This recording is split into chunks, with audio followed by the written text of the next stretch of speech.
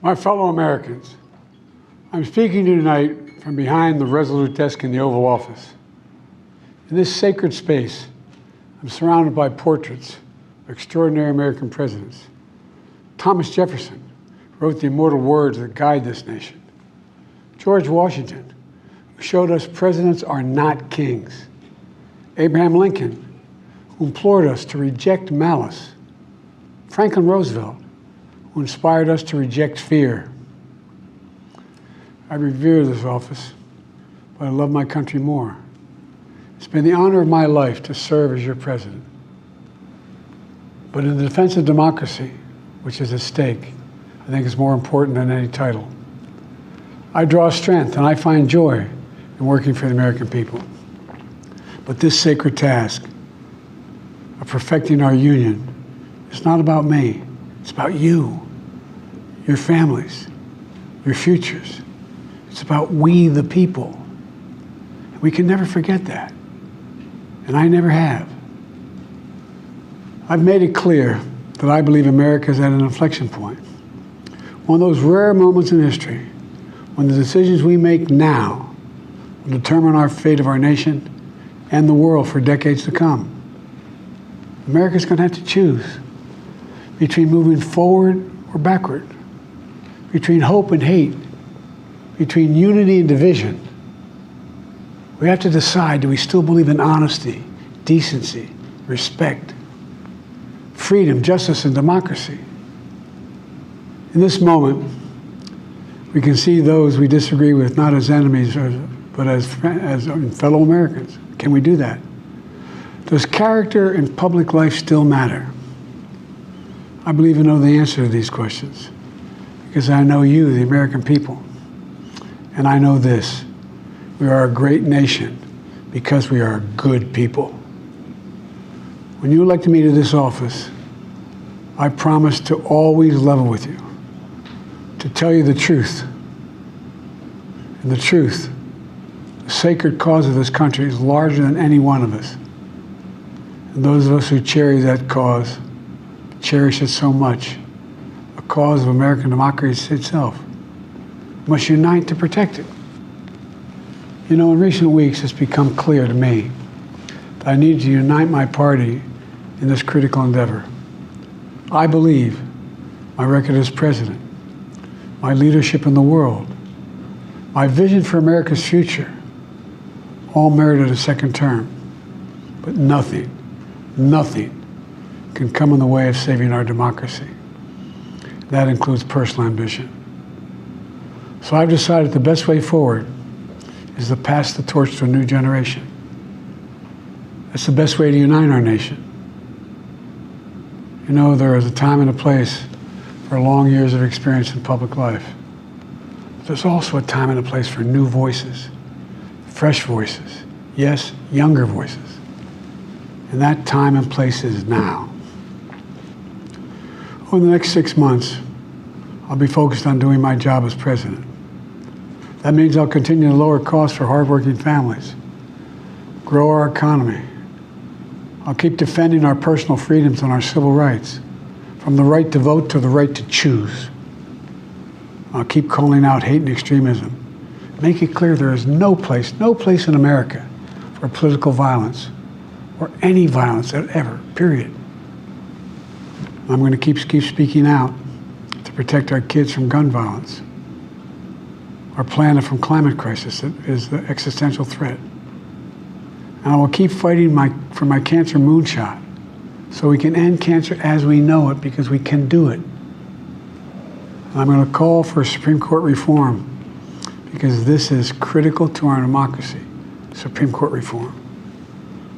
You know, I will keep working to ensure America remains strong and secure and the leader of the free world. I'm the first president in this century to report to the American people that the United States is not at war anywhere in the world. We'll keep rallying a coalition of proud nations to stop Putin from taking over Ukraine and doing more damage. We'll keep NATO stronger, and I'll make it more powerful and more united than any time in all of our history. I'll keep doing the same for our allies in the Pacific.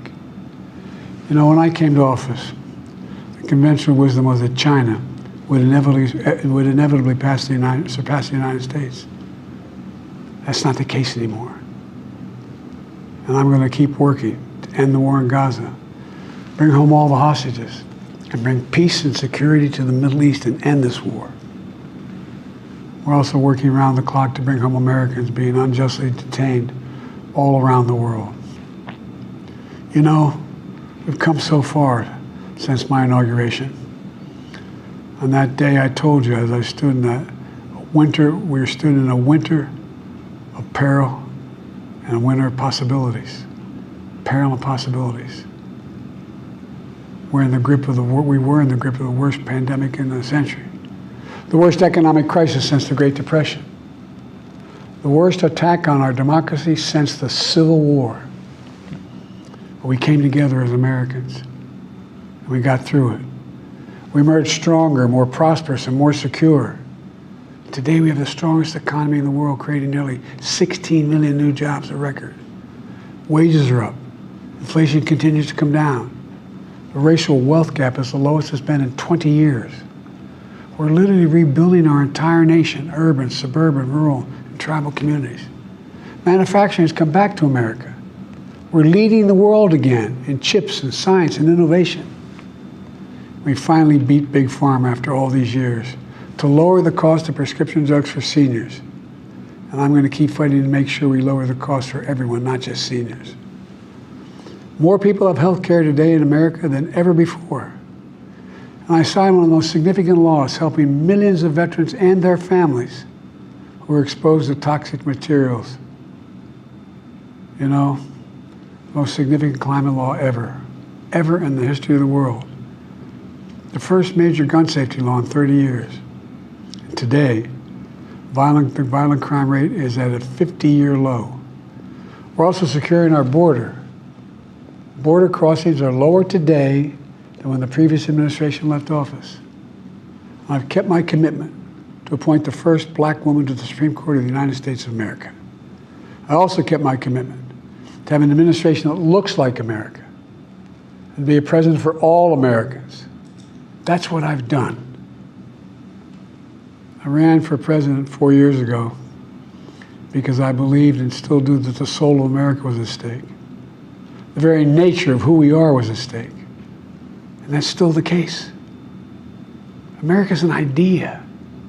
An idea stronger than any army, bigger than any ocean, more powerful than any dictator or tyrant. It's the most powerful idea in the history of the world. That idea is that we hold these truths to be self-evident. We're all created equal, endowed by our Creator with certain inalienable rights: life, liberty, pursuit of happiness. We've never fully lived up to it, to this sacred idea, but we've never walked away from it either. And I do not believe the American people will walk away from it now. In just a few months, the American people will choose the course of America's future. I made my choice. I've made my views known. I would like to thank our great Vice President Kamala Harris. She's experienced, she's tough, she's capable. She's been an incredible partner to me and a leader for our country. Now the choice is up to you, the American people. When you make that choice, remember the words of Benjamin Franklin hanging on my wall here in the Oval Office, alongside the busts of Dr. King and Rosa Parks and Cesar Chavez. When Ben Franklin was asked, as he emerged from the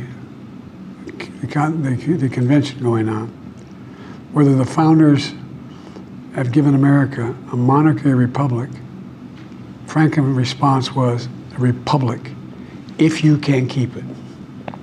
A republic, if you can keep it. Whether we keep our republic is now in your hands. My fellow Americans, it's been the privilege of my life to serve this nation for over 50 years. Nowhere else on earth could a kid with a stutter, from modest beginnings in Scranton, Pennsylvania, and Claymont, Delaware, one day sit behind the resolute desk in the Oval Office as President of the United States. But here I am. That's what's so special about America. We're a nation of promise and possibilities, of dreamers and doers, of ordinary Americans doing extraordinary things. I've given my heart and my soul to our nation, like so many others. I've been blessed a million times in return with the love and support of the American people. I hope you have some idea how grateful I am to all of you.